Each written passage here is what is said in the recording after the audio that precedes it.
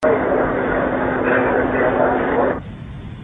Hoover, Mr. Chief Justice, my friends, this is a day of national consecration,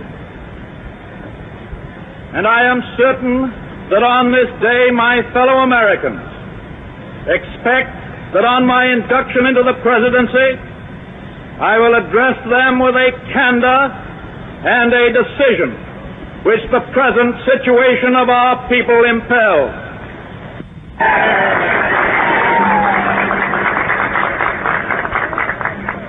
This is preeminently the time to speak the truth, the whole truth, frankly and boldly. Nor need we shrink from honestly facing conditions in our country today. This great nation will endure as it has endured, will revive and will prosper.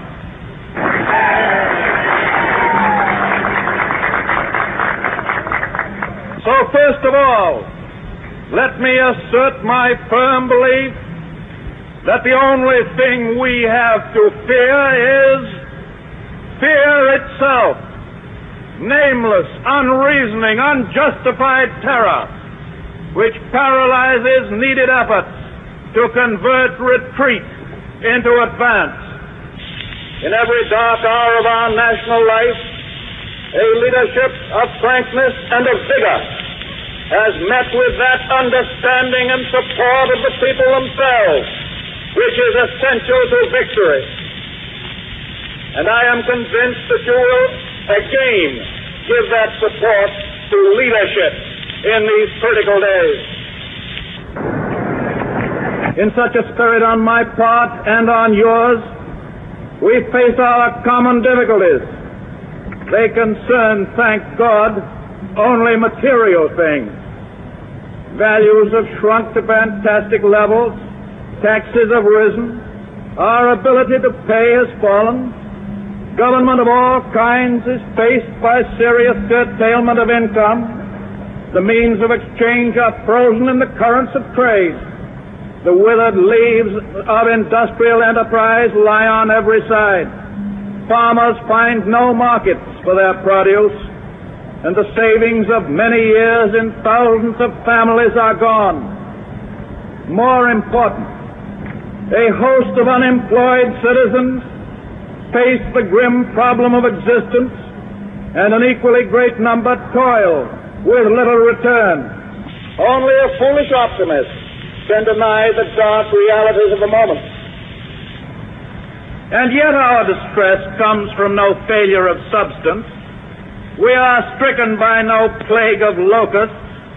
Compared with the perils which our forefathers conquered because they believed and were not afraid, we have still much to be thankful for.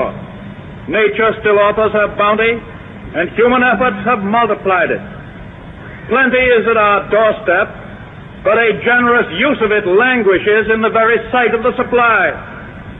Primarily, this is because the rulers of the exchange of mankind's goods have failed through their own stubbornness and their own incompetence, have admitted their failure and have abdicated. Practices of the unscrupulous money changers stand indicted in the court of public opinion, rejected by the hearts and minds of men. True, they have tried, but their efforts have been cast in the pattern of an outworn tradition. Faced by failure of credit, they have proposed only the lending of more money. Stripped of the lure of profit by which to induce our people to follow their false leadership, they have resorted to exhortations, pleading tearfully for restored confidence. They only know the rules of a generation of self-seekers.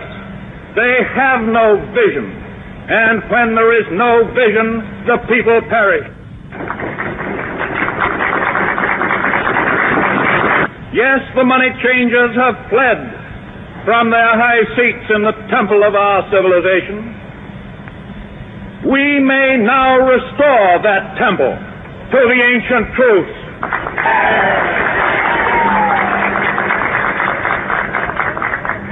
The measure of that restoration lies in the extent to which we apply social values, more noble than mere monetary profit.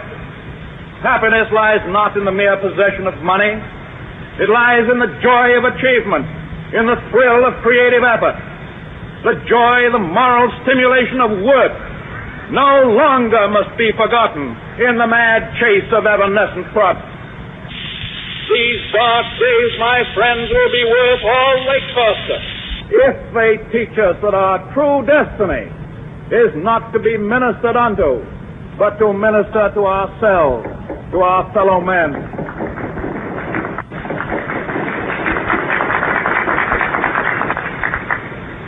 Recognition of that falsity of material wealth as the standard of success goes hand in hand with the abandonment of the false belief that public office and high political positions are to be valued only by the standards of pride of place and personal profit. And there must be an end to a conduct in banking and in business which too often has given to a sacred trust the likeness of callous and selfish wrongdoing.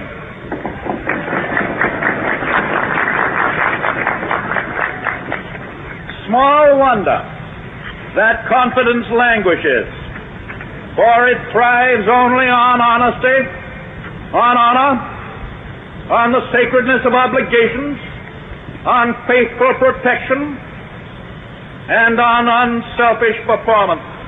Without them, it cannot live. Restoration calls, however, not for changes in ethics alone. This nation is asking for action, and action now.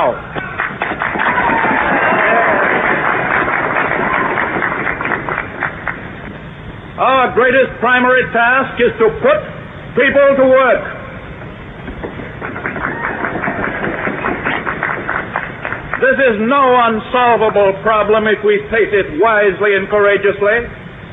It can be accomplished in part by direct recruiting by the government itself, treating the task as we would treat the emergency of a war, but at the same time, through this employment, accomplishing greatly needed projects to stimulate and reorganize the use of our great natural resources. Hand in hand with that, we must frankly recognize the overbalance of population in our industrial centers, and by engaging on a national scale in a redistribution, endeavor to provide a better use of the land for those best fitted for the land. Yes, the task can be helped by definite efforts to raise the values of agricultural products, and with this the power to purchase the output of our cities. It can be helped by preventing realistically the tragedy of the growing loss through foreclosure of our small homes and our farms. It can be helped by insistence that the federal, the state, and the local governments act forthwith on the demand that their cost be drastically reduced. It can be helped by the unifying of relief activities which today are often scattered, uneconomical, unequal. It can be helped by national planning for and supervision of all forms of transportation and of communications and other utilities that have a definitely public character. There are many ways in which it can be helped, but it can never be helped by merely talking about it.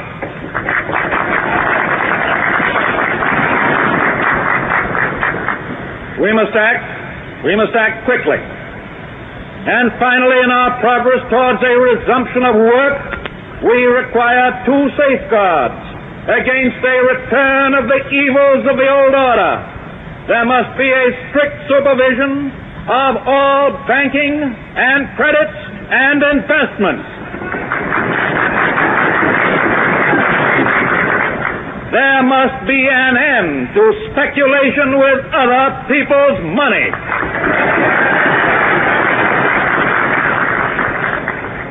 And there must be provision for an adequate but sound currency. These, my friends, are the lines of attack. I shall presently urge upon a new Congress in special session detailed measures for their fulfillment, and I shall seek the immediate assistance of the 48 states.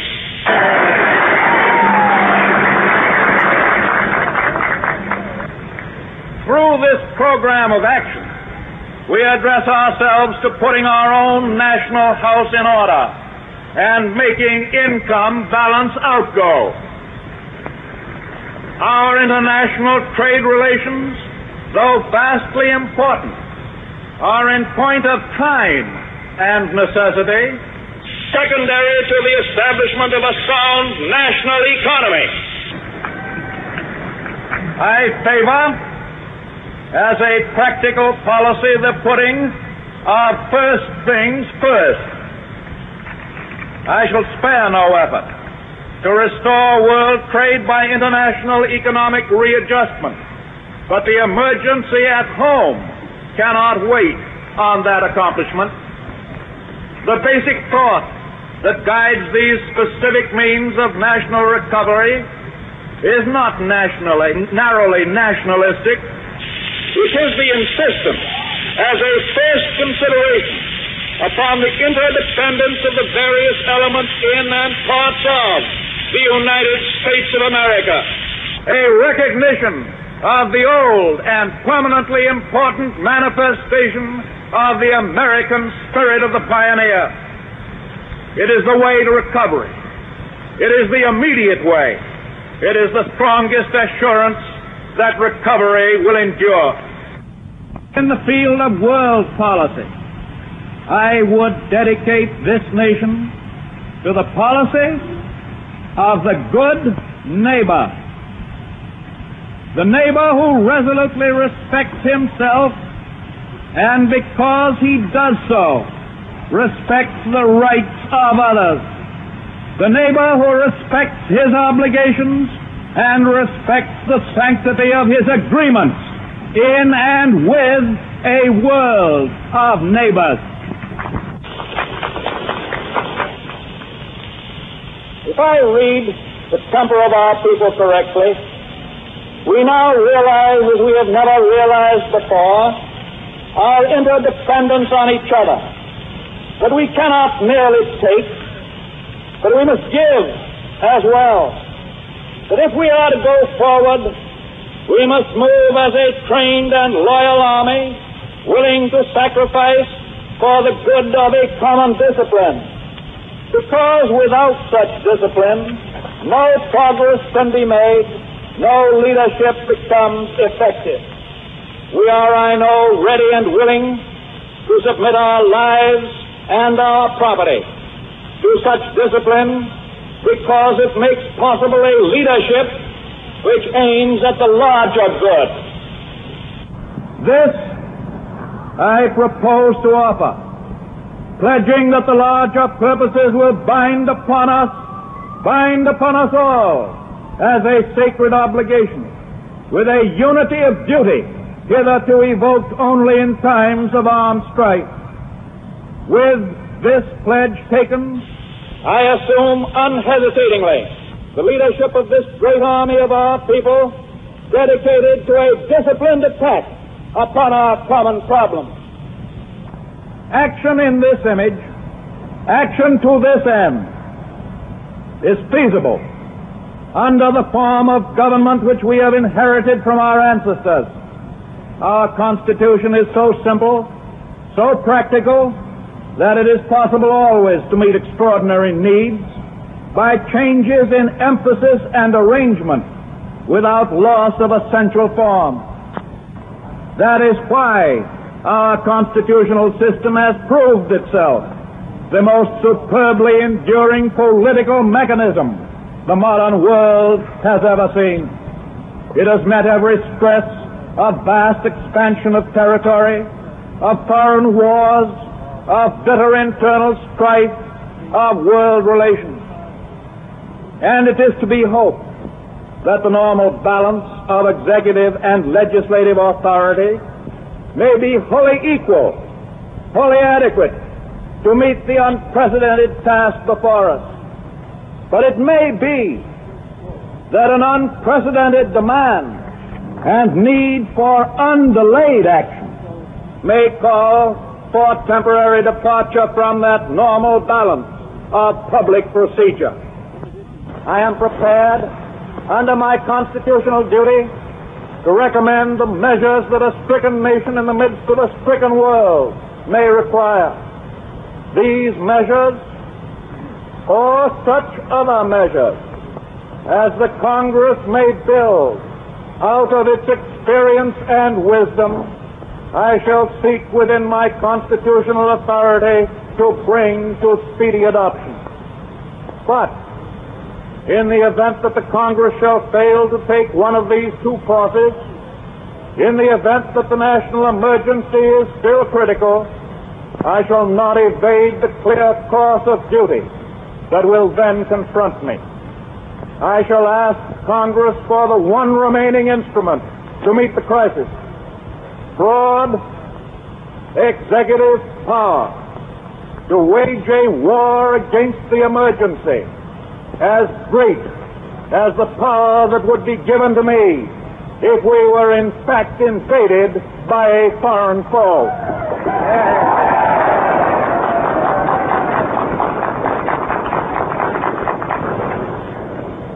For the trust reposed in me, I will return the courage and the devotion that befit the time. I can do no less. We face the arduous days that lie before us in the warm courage of national unity, with the clear consciousness of seeking old and precious moral values, with the clean satisfaction that comes from the stern performance of duty by old and young alike. We aim at the assurance of a rounded, a permanent national life. We do not distrust the future of essential democracy. The people of the United States have not failed.